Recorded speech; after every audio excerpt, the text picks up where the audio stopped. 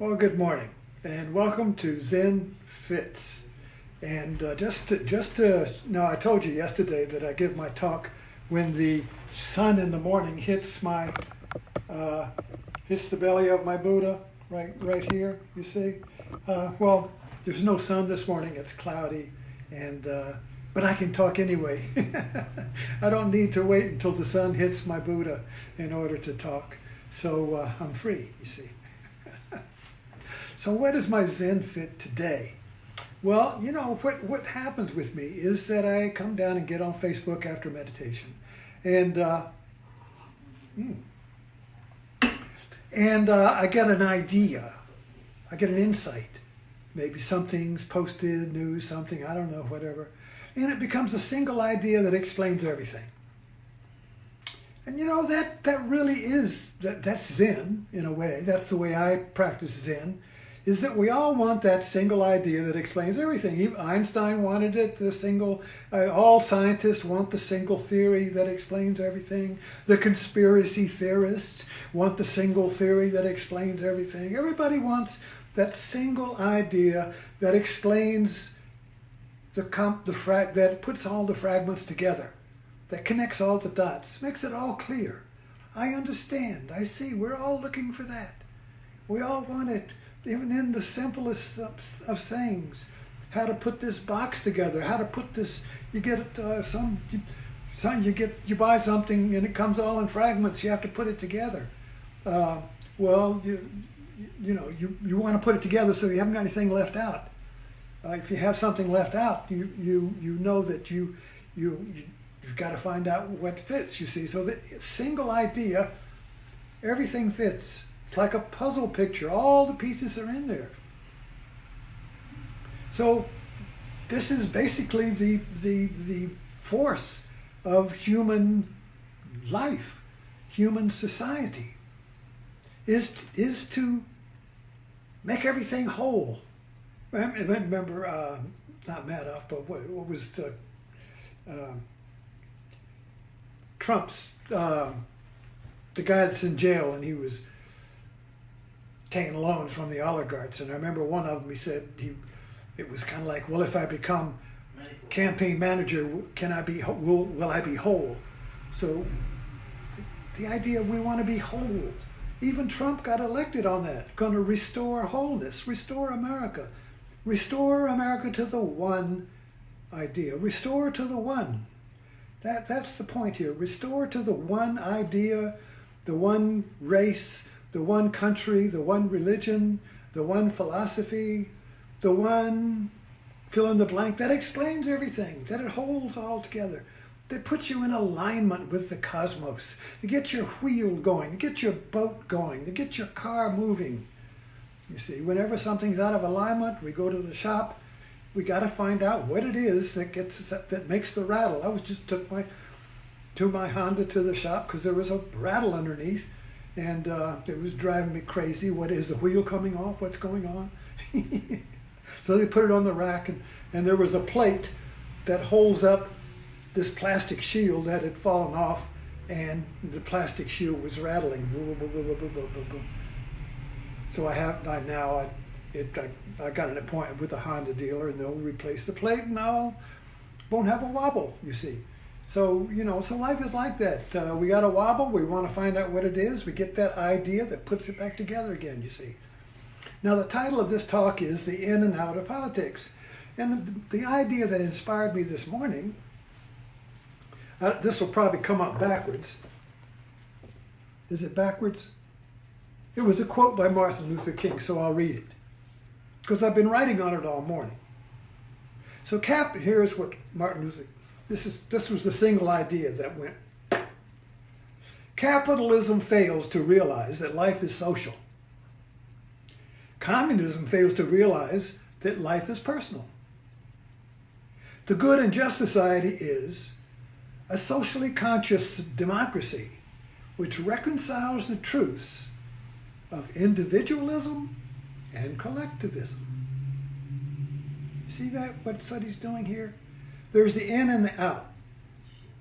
The in would be the personal. The out would be the collective, the whole. The personal and the whole, the part and the totality, the spoke and the wheel. You see, these go together. You can't have an outside without an inside. You can't have an inside without an outside. You can't have particles without the whole that holds them together. Otherwise, you just got particles blowing all over the place. What holds them together? You see, the one holds them together, and yet each particle is the one. So a socially conscious democracy which reconciles the truths of individual and collective. So this socially conscious democracy is what I'm describing as the single idea that holds the two incompatible opposites together. So bear with me as I try to explain this, you see, because each one of us is a one. I am a unique one. You are a unique one. You have never existed before. You are unique in the cosmos. You will never exist again. You will never exist again as you. You are a unique combination of all of these ingredients that makes you special and unique. The one, you see. So our democracy is developed on the value of everyone. Everyone has value, intrinsic value. The one has value.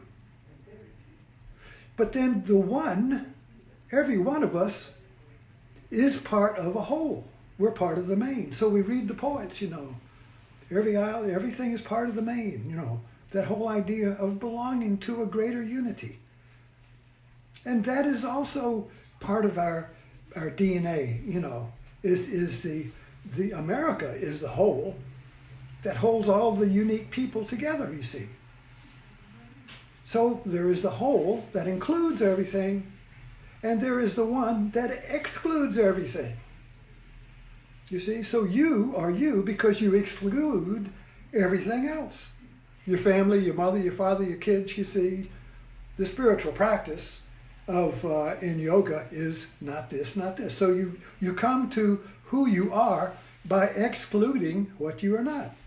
I am not a worker. I'm not a worker. I'm not a husband. I'm a husband and a father. I am not that totally. I am more than that. So I'm not just a husband. I'm not just a father. I'm not just male. I'm not just white. You see. So I keep peeling back the onion till I come down to what is the unique one. Well, if you do that, peel back the onion, you come to Zen. You come to no form.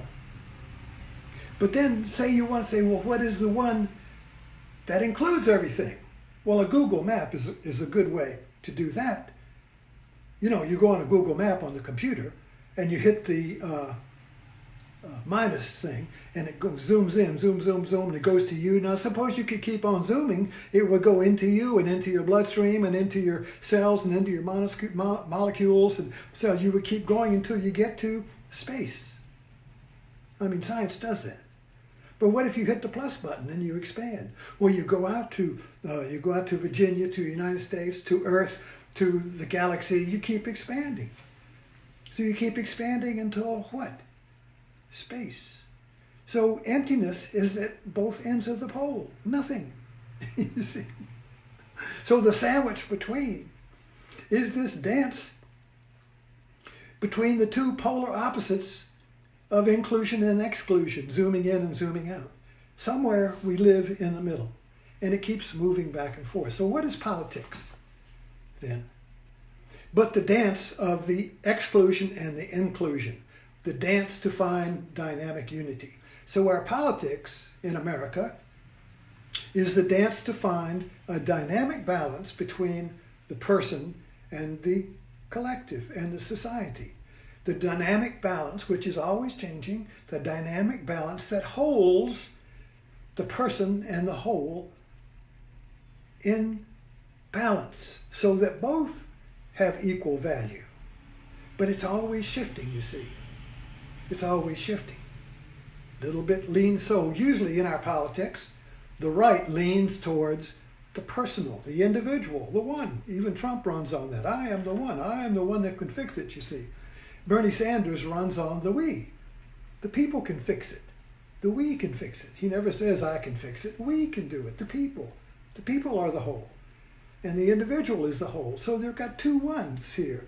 The people that are the one people, and you got the one individual. And these two are antipodal polarities of the one that is two. So we're always trying to find the one that makes the two one again. But you can't do it because the one is always two. The centripetal and the centrifugal, two forces. You see, they're always, they can't, they're separate, but they are one. And that's impossible, yet it must be. So we're always in a dynamic evolution, a dynamic progression, and a dynamic advance of restoring balance and always discovering the new single idea that holds it all together. So every time we come up with a single idea that holds it together, we can be sure that it won't hold together for long because life is changing. And this is the teaching of the Buddha.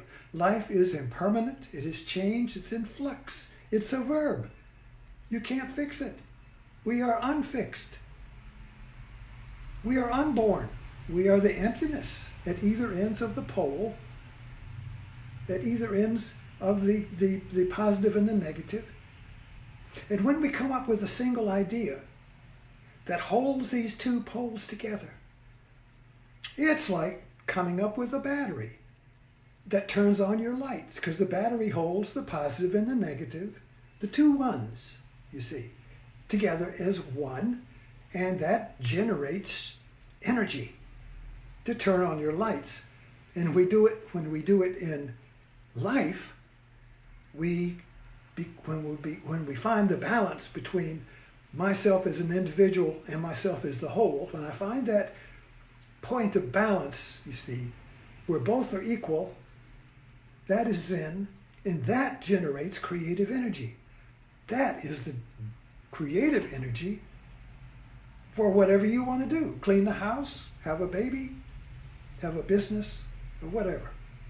You have to find that magical single idea, single one that holds the ambiguity of your life together. So you're not swinging back from either or. Wow, wow, wow. That becomes a tape loop. Or the mic in the amplifier. Wow, wow, wow, wow. Turn it off, you see. Anyway, this is kind of complicated, kind of metaphysical, but that's what I've been working on today.